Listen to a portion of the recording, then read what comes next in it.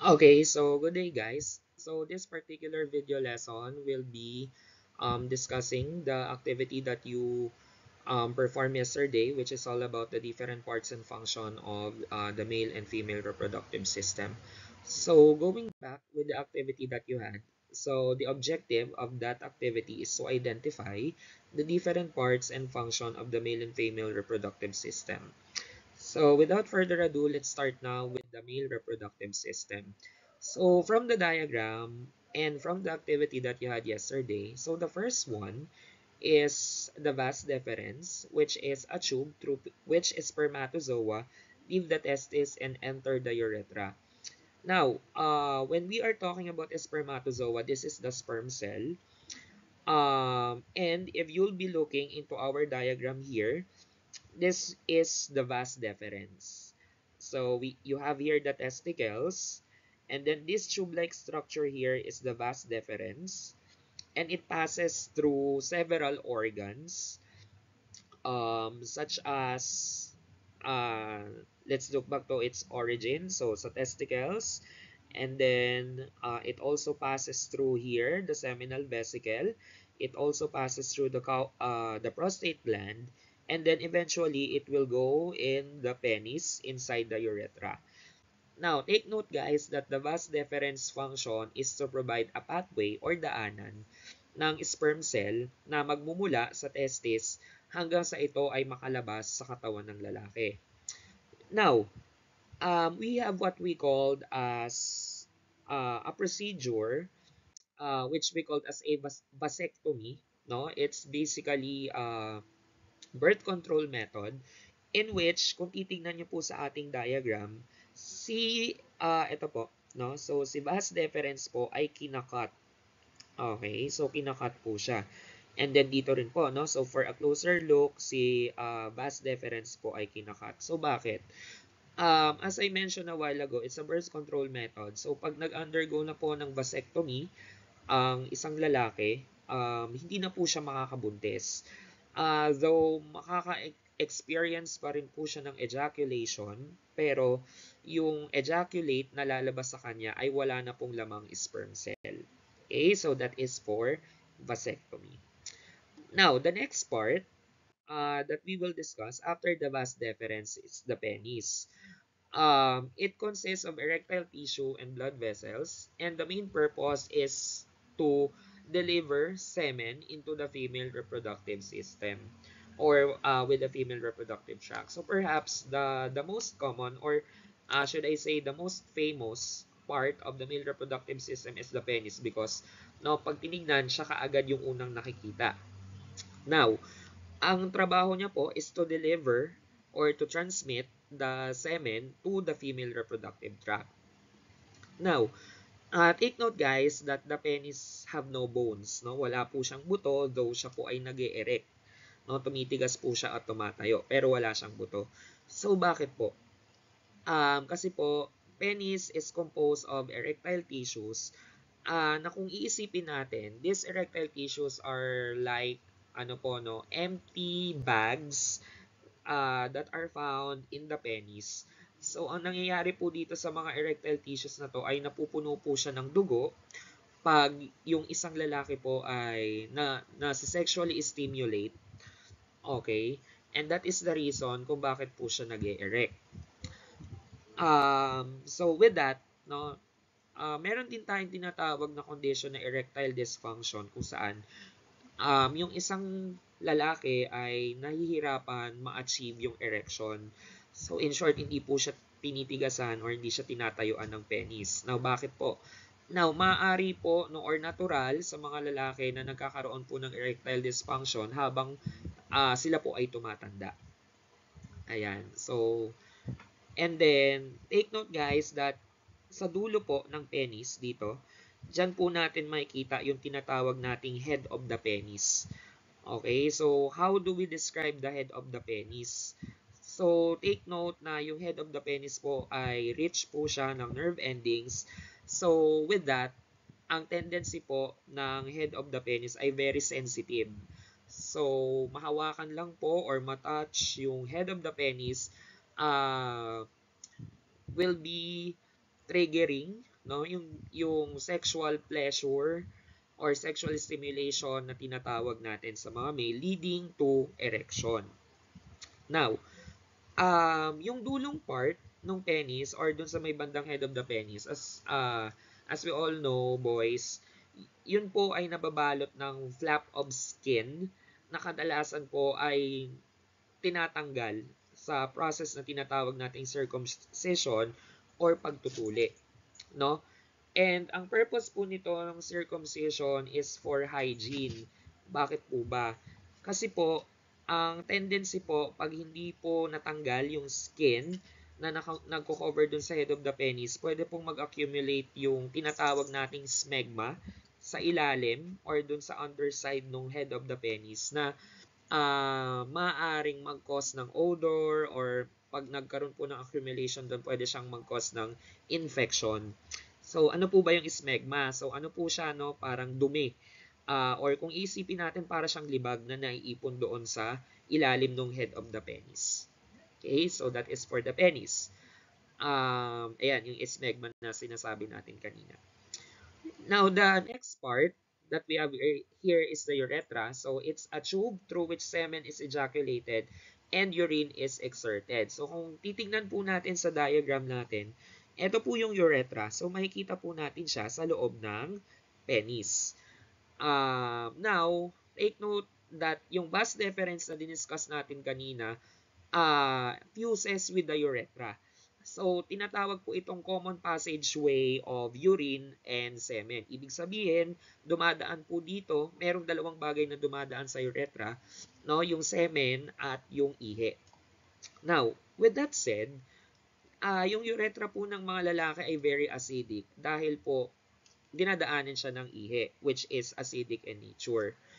Now, aside from that, meron po tayong tinatawag na urinary ejaculatory reflex kung saan sinabi natin kanina na common passageway ng semen and urine yung urethra. Pero, hindi po nangyayari under normal circumstances na sabay silang dumadaan kay urethra. So, one at a time. Okay? So, yun po yung tinatawag nating urinary ejaculatory reflex. Okay, so the next part is the seminal vesicles, which is described to secrete a fluid that makes up most of the components of the semen. So, yung fluid na meron po na sinisecrete ni seminal vesicle is made up of fructose and prostaglandins. So, first and foremost, ano po ba yung purpose ng fluid? So, yung fluid po yung nagsiserve as medium kung saan yung mga sperm cell ay makakapag-swim po sila. Now, this fluid is made up of fructose and prostaglandins. Now, take note that fructose is a sugar but hindi po ibig sabihin nun na matamis siya. Ano po ang purpose ni fructose doon sa fluid na yon? So, yung fructose po is nagsiserve as a fuel for the semen. So, ito yung ginagamit ng mga semen para makapag-generate siya ng energy, no? Para siya ay makalangoy. Now, on the other hand, yung prostaglandins naman, it stimulates the contraction of the female reproductive system so that pag yung semen po ay na-deliver na sa female reproductive system, yung prostaglandins will stimulate yung muscles, no, ng vagina and then the other parts para po yung ano po, no, yung flow or yung daloy ni semen is to make sure na papasok po siya sa loob. So, yun po yung trabaho ni prostaglandins. And then, after the seminal vesicles, we have now the prostate gland. So, secreted a slightly alkaline, milky fluid that is discharged as part of the semen. And it actions to maintain the fluid medium at the optimum viscosity for sperm mobility.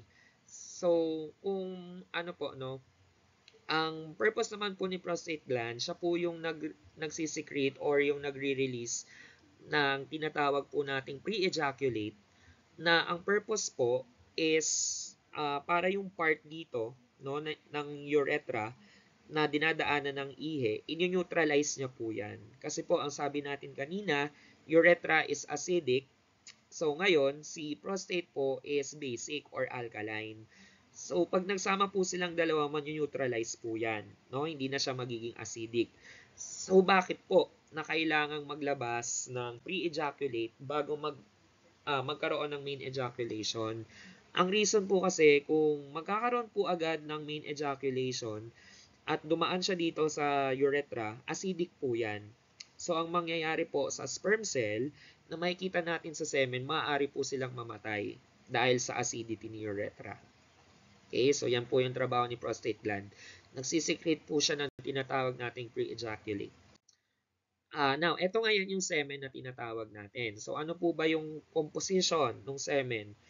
5% or small percentage are the sperm cell, and then manggagaling po yung fluid part or yung liquid part sa prostate gland, seminal vesicles, and then the bulbourethral gland or yung tinatawag din nating Cowper's gland.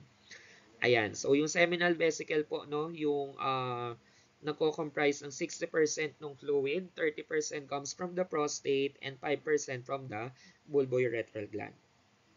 Now, moving on.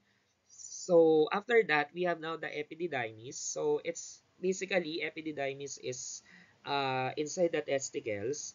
It's the outer area of the testis.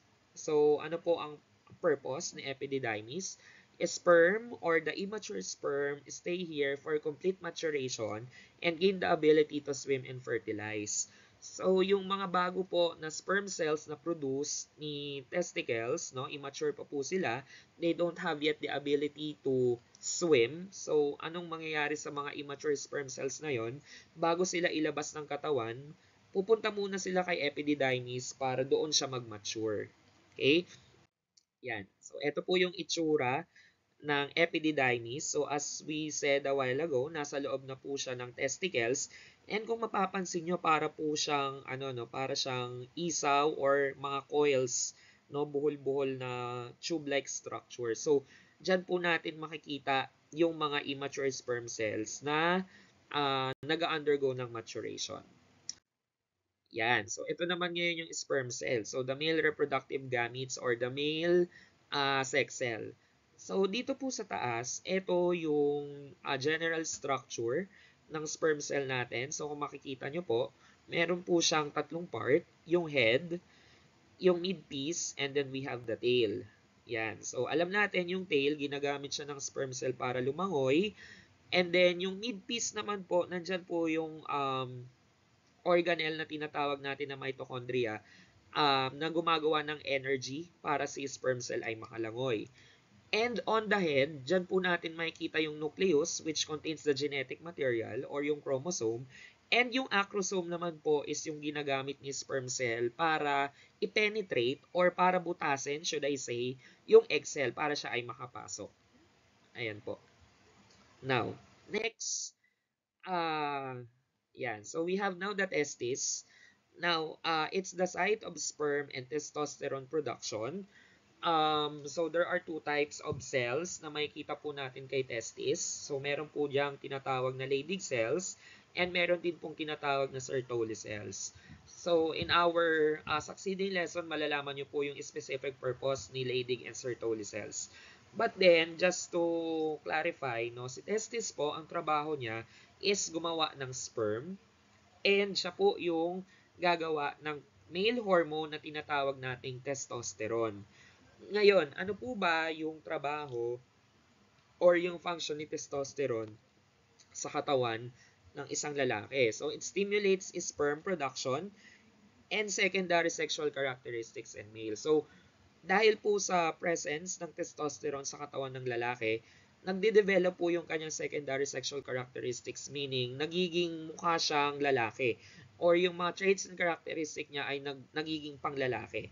Example, lumalalim, lumalaki yung boses, lumalaki yung Adam's apple, lumalapad yung balikat, lumalaki ang mga muscles, and aside from that, tumutubo yung mga body hairs sa iba't ibang parte ng katawan. So aside from that, ito po, no? Ito din yung effects ng testosterone sa katawan ng lalaki. So, nandiyan po yung epekto niya sa brain.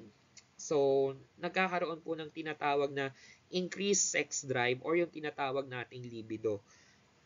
Ibig sabihin pag mataas yung production ng testosterone ng lalaki, mas ano po siya, no? Mas mataas yung libido niya or yung sex drive niya. So mas madali siyang ma-arouse or madaling ma-trigger yung sexual pleasure niya. And as I mentioned a while ago, yun din yung dahilan kung bakit lumalaki yung muscles, yung mga buto, yung pagtubo ng mga buhok sa katawan. And aside from that, si testosterone din po yung dahilan kung bakit nagiging mature yung itsura ng reproductive system ng mga lalaki. Yan. So, next. Yan. So, after that, after the testis, we have now the scrotum or the sac of skin that holds the testis. So, ngayon, yung testis po ay wala po siya sa loob ng body cavity ng katawan, but instead, parang nakabitin po siya at nakapasok po siya dun sa parang balat. No? So, balat lang yung ano, no? Yung balat lang yung balot ni testicles. At yung balat na yun po yung tinatawag na scrotum. Now, bakit po wala sa loob ng body cavity si testicles? At bakit nasa labas siya na nakabalot kay scrotum? Kasi po, si testicles po ay sensitive when it comes to temperature. So, yung temperature po ng katawan ng tao is a little bit high and yun yung ano no matitrigger po yan para sa testicles ay hindi mag-produce ng sperm cell. Yan. So, for the scrotum, meron pong dalawang muscle na makikita doon. So, we have what we call as the cremaster and then the dartos muscle. And yung dalawang muscle na yan, yung dahilan kung bakit po minsan yung testicles ng lalaki ay mababa or malayo sa katawan or minsan naman malapit siya and yung itsura ng scrotal sac ay kulubot, no? So, yung dalawang muscle po yon, yung dalawang muscle na yon yung dahilan kung bakit nagbabago yung itsura ni scrotal sacs in response to temperature. So, pag malamig dito, yung nangyayari kay scrotal sac, lumalapit siya sa katawan. At pag mainit naman yung panahon, ang nangyayari kay scrotal sac, mas lalo siyang lumalayo sa katawan. Kasi nga, sabi natin, highly sensitive siya sa temperature. Ayan. So now, pupunta na tayo sa female reproductive system. So magsisimula po tayo kay ovary. Yan. So it is the part where the ovum or the egg cells are produced. So aside po sa production ng egg cells, si ovary din po ang nagpo-produce ng female sex hormone na tinatawag nating estrogen. Yan. Now, what are the purpose of or the action of estrogen in the human body? So, yung estrogen po, yung dahilan ng development ng secondary sexual characteristics sa mga babae, kung saan lumalaki po yung breast ng mga babae. And then, aside from that, natitrigger po yung ovulation or yung paggawa ng egg cell as well as yung menstrual cycle na tinatawag natin. And nonetheless, yung epekto niya rin po sa brain is for libido. No? So, yun din po yung nagiging reason or yung presence ng estrogen, yung dahilan kung bakit nakakaramdam ng sexual drive or sexual pleasure is stimulation yung mga babae. Now, ito po yung diagram kung saan makikita natin yung female reproductive system. So, ito po yung vagina. And then we have here the cervix. So, this part is the uterus. And then, after that, makikita nyo po na meron tayong left ovary. No? This is the left ovary. Tapos, ito yung left fallopian tube or the oviduct. And then, we have also the right ovary. And then, we have the right fallopian tube or the oviduct. Yan. Okay, so next yung oviduct. It's a tube which connects the ovary and the uterus as we have seen a while ago. And take note that it is the site for fertilization. So, dyan po nangyayari yung tinatawag nating fertilization. Now, ano po ba yung tinatawag nating fertilization? So, kung mapapansin nyo, pag nagkaroon po ng sexual intercourse yung babae at lalaki, from here, from the vagina, yung sperm cell po, lalangoy siya all the way up. Magpapastro siya ng cervix, pupunta ng uterus, and then dadaan po siya dito sa tinatawag nating fallopian tube. Ngayon, dito po sa fallopian tube, dyan po makikita yung egg cell. So, dito po, sa part na yan, nangyayari yung fertilization kung saan nagko-combine si egg cell and sperm cell. So, pag nag-combine na po sila, ito yung tinatawag, mapo-form na po yung tinatawag nating zygote or fertilized egg. And eventually, itong zygote na to ay bababa na po siya papunta ngayon dito, no, kay uterus. Now, ngayon, meron tayong surgery na tinatawag na tubal ligation kung saan kinakat and clamp yung oviduct or yung fallopian tube para po yung babae ay hindi na siya mabuntis. Okay, so parang siya yung counterpart nung vasectomy kanina. Okay, so now after that, yan. So after the oviduct, we have now the urethra. It connects the urinary bladder and the external genitalia. So it's the passageway of urine in females. So kung sa male kanina, sa urethra, dalawa yung dumadaan, sperm and yung urine. Sa babae po, sa urethra ng babae, isa lang ang dumadaan. Ano lang po? Urine lang po. Okay? And then, after that, we have the clitoris or the female erectile tissue. Ito po siya in our diagram. So, it's an erectile tissue, no? So, ang alam natin that yung male lang yung nag-undergo ng erection or nag-undergo ng erection yung penis. Pero yung babae po, meron siyang tinatawag na clitoris and yun yung part ng babae kung saan siya po yung nag-e-erect. Lalo na pag yung babae ay na-excite sexually. No? And ang clitoris po, just like the head of the penis, rich po siya with nerve endings, so very sensitive siya. So pag na-touch po siya, it produces sensations of sexual pleasure. Ayan. And then we have now the labia majora, the outermost part of the vulva, and it surrounds and protect the clitoris, vagina, and urethra. So ito yung pinakalabas ng female reproductive system and usually fatty po siya because one of its purpose is for protection. So kailangan mayroon siyang fat, no, for cushioning. And then under the labia majora, we have now the labia minora or it's a fold of skin right after the labia majora. Yan. So yung labia majora and labia minora, yung outermost part na yan po yung tinatawag nating vulva. So, kung titignan natin yung view, eto po, no, yung para makita natin si clitoris, si labia majora, and si labia minora. So, first, eto po yung tinatawag nating clitoris. Yan, so yan yung erectile tissue ng babae. And then the next one, we have here the labia majora, this one. Yung external genitalia, no, yung pinakalabas na part ng female reproductive system. And as you can see in the diagram, fatty po siya kasi po, no, ang purpose niya is for protecting the innermost parts. So, right after the labia majora, yung parang balat po, eto, yan naman yung tinatawag na labia minora. Okay? Yan. And then after that, we have now the vagina. Vagina is also known as the birth canal, area of the female's body where the male penis enters. So, take note, birth canal. So, pag yung babae po ay nanganganak, sa vagina po lumalabas yung bata. And at the same time, pag nagkakaroon naman po ng sexual intercourse, yung babae at lalaki, dyan naman po pumapasok yung penis. So, what are the characteristics of vagina? Number one, low pH. Ibig sabihin, acidic po siya in nature. Flexible, and it is made up of smooth muscle. So, imagine flexible, no? Nagkakasya sa kanya yung bata, no? Yung bata pag nagkakaroon ng panganganak. Okay.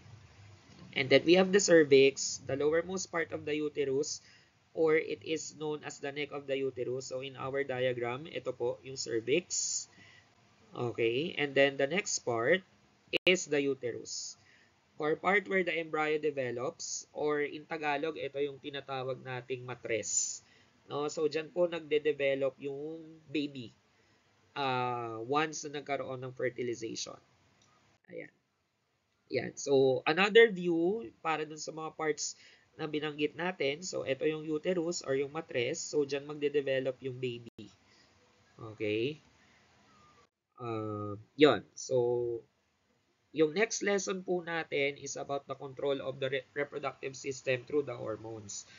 Now, just to make sure na pinanood nyo po yung video natin, um, doon po no sa GC natin, paki-thumbs up po yung link doon sa video lesson natin, and that will serve as your attendance. So, thank you and good afternoon.